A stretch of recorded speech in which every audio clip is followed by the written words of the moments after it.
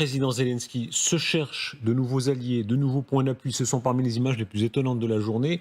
Il est allé extrêmement loin en Argentine. C'est compliqué pour lui voyager, toujours pour des raisons de sécurité. Il fait le voyage d'Argentine pour aller à l'investiture, à la cérémonie d'investiture de Javier Milei, le président argentin très remuant, très atypique. Comment comprendre cette alliance relative, mais elle est en train de prendre forme. Milei est très pro-ukrainien.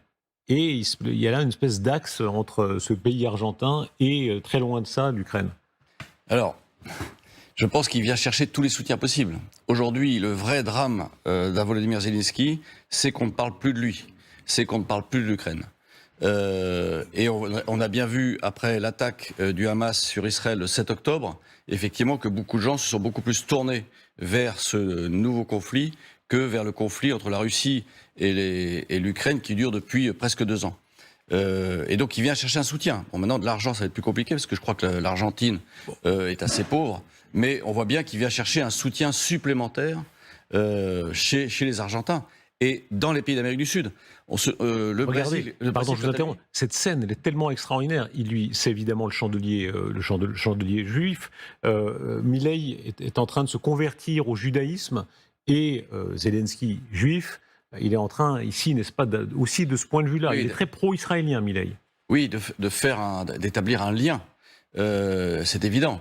Et c'est tout l'intérêt d'un Volodymyr Zelensky, c'est effectivement d'avoir le maximum de soutien pour relayer son message, pour obtenir un soutien plus vaste encore que ce qu'il a aujourd'hui, ce dont il dispose aujourd'hui. Est-ce que c'est une manière aussi de parler à ce qu'on appelle le Sud? Il y a des Suds évidemment, mais l'Argentine, il y a l'Argentine, le Brésil qui est sur une ligne très différente. On va y revenir plus tard, les Saoudiens, etc. Zelensky veut montrer qu'il n'a pas avec lui que les Occidentaux. Oui, et c'est tout. Il a raison de le faire. Il est allé, il se balade partout dans le monde en fait. Il cherche à obtenir. Au départ, on disait, souvenez-vous, on disait qu'il y avait que les Européens, effectivement, les Américains qui soutenaient.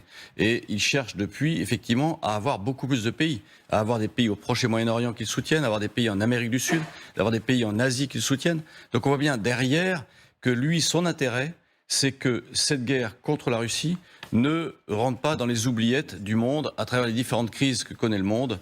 Et c'est tout de mon point de vue, c'est pour continuer d'exister et pour se chercher des appuis internationaux, que ce soit à l'ONU ou ailleurs, bien évidemment.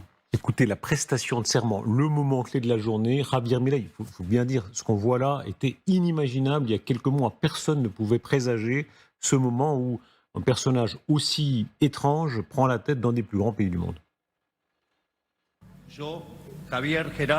Moi, Javier Gerardo Milei, jure